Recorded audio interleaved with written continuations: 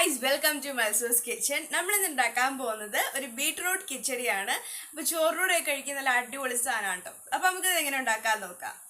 അപ്പോൾ നമ്മുടെ കിച്ചടി ഉണ്ടാക്കാനായിട്ട് ആദ്യം തന്നെ ഒരു പാത്രം എടുത്ത് അതൊന്ന് ചൂടായി വരുമ്പോഴേക്കും അതിലേക്ക് ആവശ്യത്തിന് എണ്ണ ഒഴിച്ചു കൊടുക്കാം. പിന്നെ നമ്മളിവിടെ എടുക്കുന്നത് ഒരു വലിയ ബീട്രൂട്ടും ഒരു മീഡിയം സൈസ് സവാളയും അതുപോലെ 2 പച്ചമുളകുമാണ്. ഇത് നമുക്ക് അതിലോട്ട് ഇട്ട് കൊടുക്കാം. ഇനി നമ്മളിതിലോട്ട് ചേർത്ത് കൊടുക്കുന്നത് കരിവേപ്പിലയാണ്. അത് നമ്മളൊരു 2 തണ്ട് കരിവേപ്പില ചേർത്ത് കൊടുക്കുന്നുണ്ട്. ഇതുകൂടെ ചേർത്തിട്ട് നമുക്കിതിനെ നന്നായിട്ടൊന്ന് വഴറ്റിയെടുക്കാം കേട്ടോ.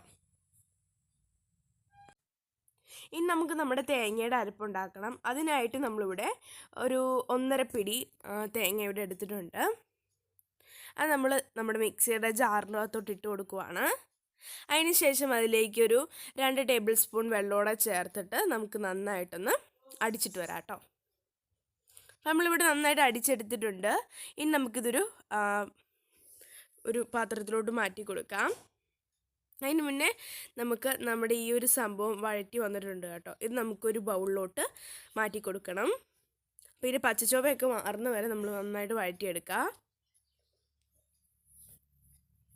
ഓക്കെ, ഇനി നമുക്ക് ഇതിലോട്ട് നമ്മുടെ അരച്ച് വെച്ചിരിക്കുന്ന തേങ്ങയുടെ അരപ്പ് ചേർത്ത് കൊടുക്കാം. ഇനി നമുക്കിതെല്ലാം കൂടെ നന്നായിട്ട് മിക്സ് ചെയ്തെടുക്കാം കേട്ടോ. അതിനുശേഷം നമ്മളിതിലോട്ട് ചേർത്ത് കൊടുക്കുന്നത് തൈരാണ്. നമ്മളിവിടെ ഒരു കൂട് തൈര് മൊത്തം ഇവിടെ ചേർത്ത് കൊടുക്കുന്നുണ്ട്. അപ്പോൾ നിങ്ങളിവിടെ കാണിക്കുന്നില്ലെന്ന് മാത്രമേ ഉള്ളൂ. ഇച്ചിരി ചേർക്കുന്ന നമ്മൾ കാണിക്കുന്നുള്ളൂ. പക്ഷെ നമ്മളിവിടെ ഒരു കൂട് മൊത്തം തൈര് നമ്മൾ ചേർത്ത് കൊടുക്കുന്നുണ്ട്. പിന്നെ ആവശ്യത്തിന് ഉപ്പോടെ ചേർത്ത് കൊടുത്തതിന് ശേഷം നന്നായിട്ട് മിക്സ് ചെയ്തെടുക്കാം. അപ്പോൾ നമ്മുടെ ചോറിലൂടെയൊക്കെ കൂട്ടാനുള്ള നല്ല അടിപൊളി ബീട്രൂട്ട് കിച്ചടി ഇവിടെ റെഡി ആയിട്ടുണ്ട്. അപ്പോൾ ഇത്രയുള്ളൂ. നല്ല ടേസ്റ്റിയാണ്. ഭയങ്കര എളുപ്പത്തിൽ ഉണ്ടാക്കാൻ പറ്റുന്ന ഒരു ഡിഷല്ലേ. അപ്പോൾ എല്ലാവരും ഇത് വീട്ടിൽ ട്രൈ ചെയ്യുമെന്ന് വിശ്വസിക്കുന്നു. അപ്പോൾ ഇന്നത്തെ വീഡിയോ ഇത്രേ ഉള്ളൂ. വീഡിയോ എല്ലാവർക്കും ഇഷ്ടമായാൽ വീഡിയോ ലൈക്ക് ചെയ്യുക, ഷെയർ ചെയ്യുക, സബ്സ്ക്രൈബ് ചെയ്യുക. അടുത്ത വീഡിയോ വരുന്നവരെ വെയിറ്റ് ചെയ്യൂ.